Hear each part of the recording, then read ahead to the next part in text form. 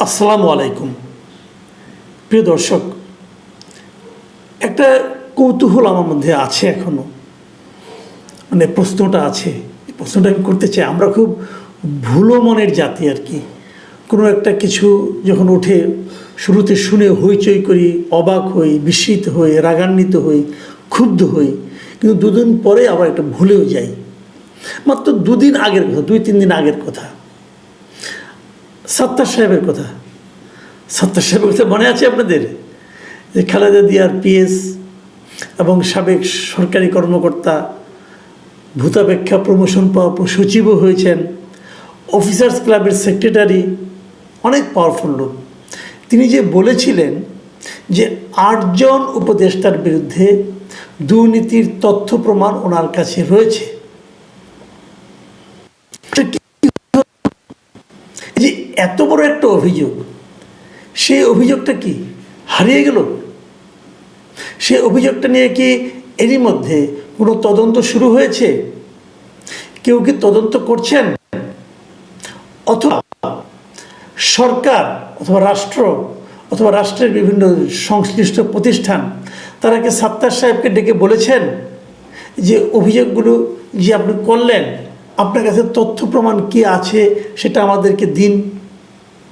সত্তার সাহেব অভিযোগটা করার সময় উনি বলেছিলেন ওনার কাছে গোয়েন্দা বিভাগের যে ইনফরমেশন সেগুলি ওনার কাছে আছে, সেগুলির উপর ভিত্তি করে একটা অভিযোগ করেছেন। উনি কিন্তু এলেবেলে কোনো লোক না, সাধারণ একটা পাবলিক না, রিক্সাওয়ালা না, যে বলে দিলেন যে অমুকের বিরুদ্ধে দুর্নীতির অভিযোগ আছে।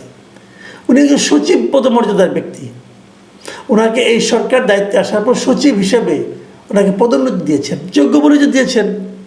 তো এমন একটা যোগ্য লোকের যে কথা, সে কথাটাকে আপনি কোনোই গুরুত্ব দিবেন না? কেন দেওয়া হচ্ছে না গুরুত্ব? মাঝখানে আমরা দেখলাম সবার মধ্যে যেন একটা চেষ্টা, যে কী বলেছি ভুলে যাও, ভুলে যাও, ওটা নিয়ে কথা বলো না, চুপ করে থাকো। ওনারা মানি লোকে মানহানি করা যাবে না, অথবা ওনারা আমাদের লোক, ওনাদের বিরুদ্ধে কিছু বলা যাবে না, অথবা ওনাদের কাছ থেকে আমরা কিছু সহানুভূতি আশা করছি এগুলি বলা যাবে না, অথবা সামনে একটা নির্বাচন, আমরা নির্বাচনে জয়ী হয়ে সরকার গঠন করতে যাচ্ছি, এই নির্বাচন ওরা থাকবে নির্বাচনের সময়, এখন ওদের সঙ্গে কেন তোমরা ঝামেলা পাকাচ্ছ? এই ধরনের একটা চিন্তা সকলের মধ্যে দেখলাম। মির্জা ফখরুল ইসলাম আলমগীর পরের দিনই কোনো রকম তথ্য বিচার না করে, কারোর সঙ্গে কথা না বলে এবং সত্তার সাহেবের সঙ্গে কিছু জিজ্ঞাসা না করে উনি চট করে বলে দিলেন এটা বিএনপির বক্তব্য নয়। এই পর্যন্ত ঠিক ছিল, হ্যাঁ বিএনপির বক্তব্য নয়, সত্তার সাহেবের বক্তব্য। সত্তার সাহেব ওনার চেয়ারপারসনের পিএস, তারপরে উনি একটা ব্যক্তি, ওনার ব্যক্তিগত কারণে বলতে পারেন, ব্যক্তিগত রোষ থাকতে পারে, সবই থাকতে পারে। কিন্তু উনি যখন পরবর্তী সময়ে বললেন যে এই সরকারের উপদেষ্টাদের সততার প্রতি ওনাদের পূর্ণ আস্থা আছে, তখন আমি হতবাক হয়ে গিয়েছিলাম। যে আপনি আস্থাটা, ওনাদের সততার প্রতি আপনার যে আস্থা আছে, সে আস্থার আপনার ভিত্তিটা কি? কিসের উপর ভিত্তি করে আপনি বললেন আস্থা আছে? কি সমস্যাটা কি? আপনাদের সঙ্গে কী লেনদেন হচ্ছে যে আপনি চট করে বলে দিলেন আস্থা আছে? উপদেষ্টাদের কোনো দুর্নীতি নাই, সব উপদেষ্টা একদম পুত পবিত্র, এটাই কি বিএনপি বলতে চায়? যদি বলতে চায় কোনো সমস্যা নাই, কিন্তু বলতে গেলে তখন আমি আপনাকে প্রশ্ন করব যে এই তথ্যটা আপনি পেলেন কোথায়? কিসের উপর ভিত্তি করে আপনি বলছেন যে তারা পুত পবিত্র? জানি না, কোনো ব্যাখ্যা কেউ দেয়নি। অথচ দেখুন, তার ঠিক 1-2 দিন আগেই এই বিএনপির আরেকজন শীর্ষ পর্যায়ের নেতা মির্জা আব্বাস, উনি কিন্তু এই উপদেষ্টাদের দুর্নীতি নিয়ে অনেক কিছু বলেছেন। বলছেন যে এরা দেশটা 12টা বাজিয়ে দিচ্ছে, হাসিনা যদি 12টা বাজিয়ে থাকে এরা 24টা বাজিয়েছে, এই কথা বলেছেন উনি। ওনার মুখে তাদের দুর্নীতির কোনো শেষ নেই বলছেন উনি ক্রমাগত। তাহলে আমরা কোনটা বিশ্বাস করব? আবার দেখুন আজকে কি হলো। আজকে দেখলাম যে দুদকের চেয়ারম্যান, তিনি রংপুর গিয়েছিলেন দুদকের একটা অফিস উদ্বোধন করতে। সেই উদ্বোধন করে উনি একটা পর্যায়ে বললেন যে এই মানে আপনার ক্যাবিনেটের এই যে সরকার, এই উপদেষ্টা পরিষদ যেটা আছে, এই উপদেষ্টা পরিষদের তিনি প্রধান, মানে ডক্টর ইউনূসের কথা বলেছেন, উনি দুর্নীতির বিরুদ্ধে সর্বদা সোচ্চার অবস্থানে রয়েছেন। কি উনি তো সার্টিফিকেট দিয়ে দিলেন উনি সরকার প্রধান হতেই পারেন, উনি তো একটা স্বাধীন প্রতিষ্ঠান, উনি তো একটা রাষ্ট্রীয় প্রতিষ্ঠানের কিন্তু উনি চেয়ারম্যান। দুদক কিন্তু সরকারের অধীনে নয়, দুদক একটা সাংবিধানিক প্রতিষ্ঠান। সেই প্রতিষ্ঠানের চেয়ারম্যানের কথাবার্তা উনি বলে দিলেন যে উনি সর্বোচ্চ পদে আছেন, অথবা উনি বলে দিলেন উনি দুর্নীতির বিরুদ্ধে সর্বদা সোচ্চার অবস্থানে আছেন। কী প্রমাণ আছে আপনার কাছে? উনি যে কাজগুলো ডক্টর ইউনূসের বিরুদ্ধে যে অভিযোগগুলো উঠেছে, যে এসে উনি নিজের যে ট্যাক্সের মামলাগুলো অমুকগুলো তমুকগুলো এইসব নির্বাহী আদেশে মাফ করে নিলেন, এটা কি এক ধরনের দুর্নীতি নয়? ওটা এটা করার কোনো প্রয়োজন ছিল? মামলা চলতো মামলার মতো, বিচার বিভাগীয় সিদ্ধান্তের মাধ্যমে আপনি মুক্তি পেতেন, তা করেন নাই। আরও একটা দুর্নীতির কথা বলি। দেখুন, শুরুতেই বলা হয়েছিল, ওনারাই বলেছিলেন যে সকল উপদেষ্টারা, সকল সরকারি কর্মকর্তা কর্মচারীরা সম্পদের হিসাব দিতে হবে। একটা ডেট ঠিক করে দিলেন, প্রথমে ডেট ঠিক করে দিলেন নভেম্বরের মধ্যে, তারপরে এটা বাড়িয়ে করা হলো এপ্রিলে কত করলো। এখনও পর্যন্ত কোনো উপদেষ্টা তার সম্পদের হিসাব দিয়েছেন? ডক্টর ইউনূস তার সম্পদের হিসাব দিয়েছেন? কেন দেন নাই? কেন দেন নাই এই প্রশ্নের জবাবটা আপনি কী দিবেন? আমি যদি বলি ওনারা দুর্নীতি করবেন বলে হিসাব দেন নাই, আপনি আমার কথাটা কেমনে করে উড়াই দিবেন?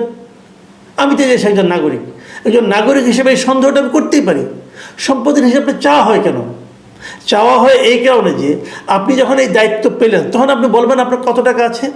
যখন আপনি চলে গেলেন দায়িত্ব থেকে, তখন আমরা জানতে পারবো আপনার কত টাকা বাড়লো। সেখান থেকে আমরা বুঝতে পারবো এই সময় আপনার সম্পদের যে বৃদ্ধিটা হলো, এই বৃদ্ধিটা যথাযথ কিনা। কারণ এই সময় আপনি কত টাকা ইনকাম করেছেন তা আমরা ধারণা করতে পারবো। সিম্পল এই কারণেই তো সম্পদের হিসাব চাওয়া হয়েছে। কেন কোনো উপদেষ্টা শুরু থেকে সম্পদের হিসাব দিলেন না? যদি দিয়েও থাকেন সেটা কোথায়? আমরা জনগণ কেন জানতে পারলাম না? কে চেক করবে? জনগণই তো চেক করবে। দেখুন, যখন একটা সরকারি, যখন একটা রাজনৈতিক সরকার আসে, রাজনৈতিক সরকার যখন এমপি ইলেকশন তারা পাশ করে তো আসে, তো প্রত্যেকটা ইলেকশনের সময় এমপি যারা ইলেকশন করেন তাদের কিন্তু নিজ নিজ সম্পদের একটা হিসাব দাখিল করতে হয় নির্বাচন কমিশনের কাছে। বলতে হয় আমার কী প্রপার্টি আছে, যাতে নাকি আমরা জানতে পারি এবং পরবর্তীতে আমরা কম্পেয়ার করতে পারি। তো তারা তো করে, আপনারা তো নির্বাচন না করে এসেছেন, আপনারা তো হিসাবটা আরও আগে দিবেন, আর আপনাদের হিসাবটা আমি পাবো না কখনো। কেন দিলেন না? এই যে না দেওয়াটা, এটা কি দুর্নীতি নয়? অথবা এটা কি দুর্নীতি করার আকাঙ্ক্ষা থেকে করা হয়নি? এই সমস্ত প্রশ্নের জবাব কে দিবে? সবচেয়ে বড় কথা যেটা আমি বলছি, সাত্তার সাহেব কোথায়? উনি যেটা বলে চুপ করে থাকলেন, কেন বললেন এবং কেন চুপ করে থাকলেন? আমি তো মনে করি সাত্তার সাহেবকে ইমিডিয়েট আইনের আওতায় আনা উচিত। তাকে জিজ্ঞাসা করা উচিত যে এই দুর্নীতির হিসাবগুলো তুমি দাও। যদি তিনি দিতে না পারেন তাহলে ওনাকে এর জন্য শাস্তি দেওয়া উচিত, এই সরকারের দেওয়া উচিত।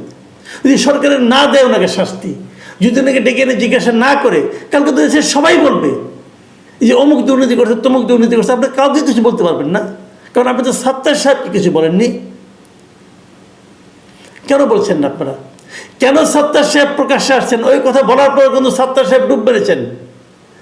আপনাকে বলার ধরন বলে ফেলেছেন, তখন আপনার ডুব মারার এখতিয়ার নেই। তার মানে কি আপনি কি মাল পানি পেয়ে চুপ হয়ে গেলেন? এই সমস্ত প্রশ্নের উত্তর দিতে হবে। আমি মনে করি একটা সমাজে যদি প্রশ্নের উত্তর না পাওয়া যায়, সেই সমাজ একটা করাপ্ট সোসাইটিতে পরিণত হয়। আমরা কি একটা করাপ্ট সোসাইটির তকমা পেতে যাচ্ছি? প্রিয় দর্শক, এখানে পর্যন্তই। আল্লাহ হাফেজ।